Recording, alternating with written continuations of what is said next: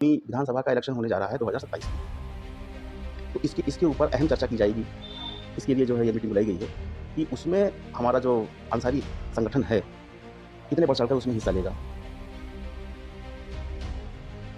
और अब यही जो मीटिंग हो रही है तो 2027 को लेकर के कैसे हमारा संगठन मजबूत हो, मतलब और कैसे ज़्यादा मजबूत हो।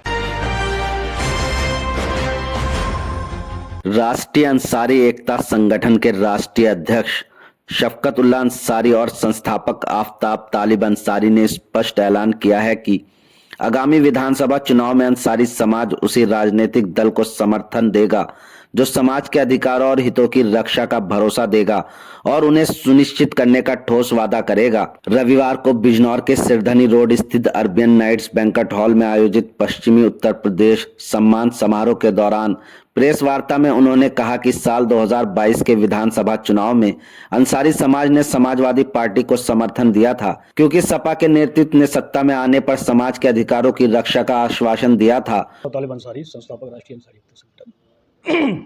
ये मीटिंग पश्चिमी उत्तर प्रदेश के पदाधिकारी मीटिंग है। इसमें सिर्फ पदाधिकारी आए हैं और तकरीबन पश्चिमी उत्तर प्रदेश के 42 से 44 जिला अध्यक्ष यहाँ पे मौजूद हैं और तमाम केंद्रीय पदाधिकारी मंच पर मौजूद हैं। इसके अलावा तमाम जिलों के अध्यक्ष भी यहाँ पे हैं। मीटिंग का मकसद है कि 2027 विधानसभा चुनाव में, दरअसल हमने 2022 विधानसभा चुनाव समाजवादी पार्टी को समर्थन किया था और तकरीबन 300 विधानसभा में ज़ोरदार प्रदर्शन भी किया हम लोगों ने इसका।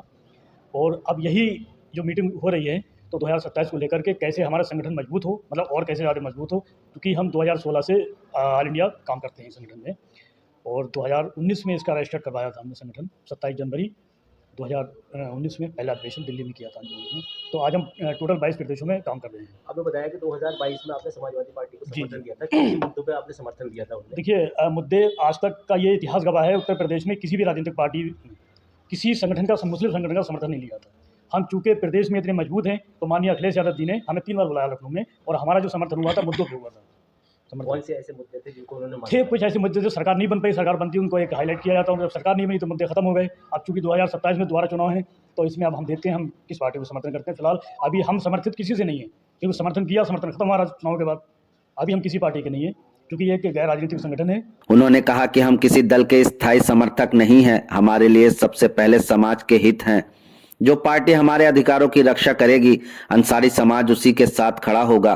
कार्यक्रम में संगठन के राष्ट्रीय महासचिव हाजी AH अंसारी, राष्ट्रीय संयोजक अनस सलाम, राष्ट्रीय कोषाध्यक्ष सद्दाम हुसैन, महिला प्रकोष्ठ की प्रदेश अध्यक्ष अमरीन फातिमा सहित कई वरिष्ठ पदाधिकारी मौजूद रहे। समारोह में प्रदेश के विभिन्न जिलों से बड़ी संख्या में संगठन के कार्यकर्ता और पदाधिकारी शामिल हुए। इस दौरान आगामी विधानसभा चुनाव की रणनीति, अंसारी समाज में एकता को मजबूत करने और सामाजिक सक्रियता बढ़ाने पर विस्तार से चर्चा की गई। वक्ताओं ने कहा कि समाज को राजनीतिक रूप से जागरूक और संगठित करना वक्त की सबसे बड़ी जरूरत है। कार्यक्रम में बिजनौर जिले के प्रमुख पदाधिकारी जिला अध्यक्ष मोहम्मद अफसर अंसारी, जिला युवा अध्यक्ष अमन अंसारी, पूर्व वरिष्ठ प्रदेश उपाध्यक्ष डॉक्टर रागिब नदीम, प्रदेश महासचिव दिलदार अंसारी, हिफ्जुर रहमान उर्फ पप्पू, राष्ट्रीय कार्यकारिणी सदस्य हाजी जाहिद हुसैन और गाजियाबाद जिला अध्यक्ष रिजवान अंसारी भी मौजूद रहे। सबसे पहले मैं राष्ट्रीय अध्यक्ष शफकत उल्लाह अंसारी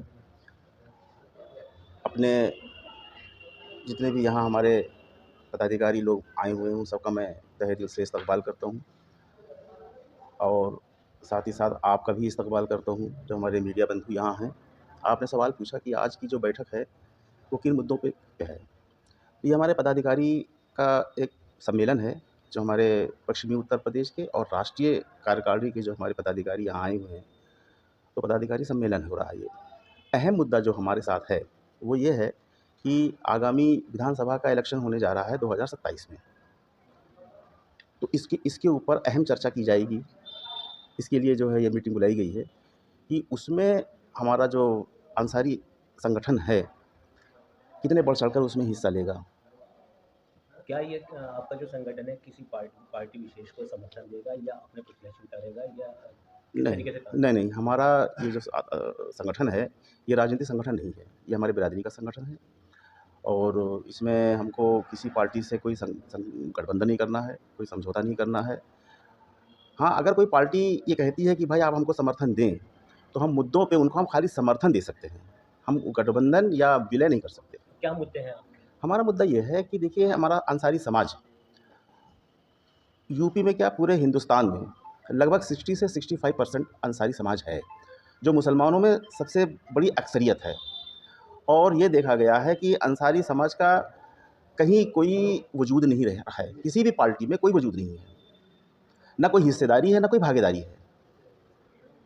तो इसी को लेके चर्चा यहाँ होगी कि हम अपने को कैसे इकट्ठा करें, कैसे अपने को हम मजबूत करें, कैसे हम अपने को सुदृढ़ करें, कैसे हम एकजुटता दिखावें, जिससे एक पैगाम जाए, एक मैसेज जाए कि हमारा समाज जो है वो कोई काम कर सकता है। तो इसके लिए क्या किस तरीके की रणनीति आप रणनीति हमारी ये है कि सबसे पहले तो हमारा संगठन शिक्षा के क्षेत्र में काम कर रहा है।